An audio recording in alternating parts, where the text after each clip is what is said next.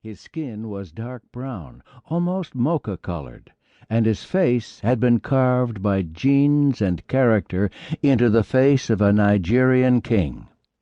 Because he was a religious man and a member of the Rastafarian sect, he was bearded and wore his hair in long, matted, leonine locks called dreadlocks, and in profile he did, indeed, resemble a dark male lion, which was as he desired it. Tarrant's greatest gift, however, his most remarkable beauty, was his voice, and the language it carried. He owned a deep, resonating baritone that came directly from his chest, and his exotic blend of Jamaican English, country patois, and Rastafarian neologism, a poem in any man's mouth, in his became a song, a chanting, rolling mahogany and bird-flight song. Against his, my own voice came to sound like the random banging of oil cans, tinny, empty, erratic, and my language as flat and uninteresting as a sheet metal duct. The comparison inevitably silenced me, and my silence usually brought Tarrant forward, as he would say, into speech.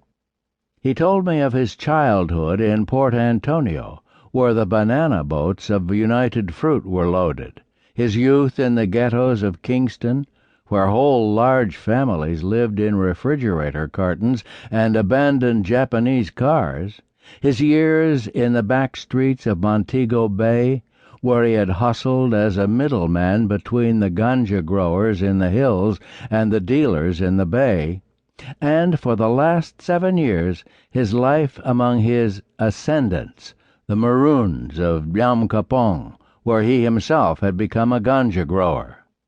He told me also of his religion and the experience of his conversion when he came to know I, and the marvelous changes it had wrought in his interior and exterior lives, how it had merged them, made them one holy vessel, like the conversion experience of an early Christian Gnostic.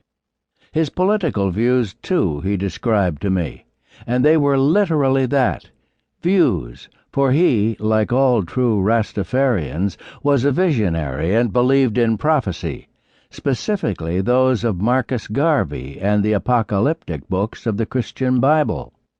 We both mistrusted the current Jamaican government, a corrupt, incompetent bunch of ambitious men and women, most of them educated in England, where they had learned to long for the power and wealth of a ruling class and to mouth the socialist rhetoric of the dispossessed masses.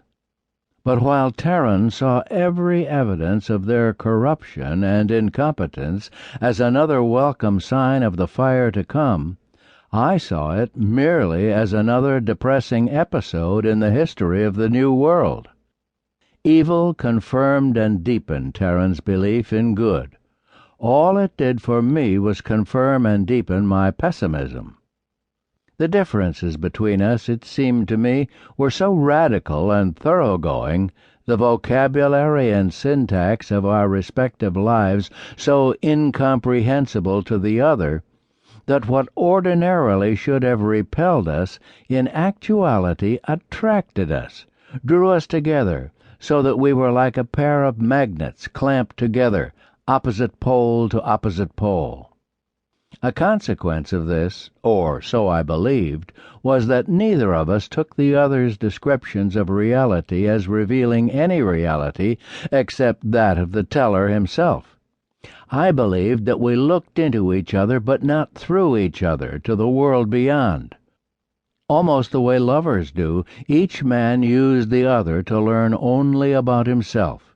We were utterly opaque surfaces, I thought, but as a mirror is opaque. When we sat out on my terrace in the evenings, watching the sun fall behind the lush green hills, smoking ganja and talking with one another about our beliefs, I perceived only Tarrant Musgrave, and nothing of the world his beliefs had sprung from. This, I thought, had been a deliberate decision on my part, a decision not to translate his words, not to research him, as it were.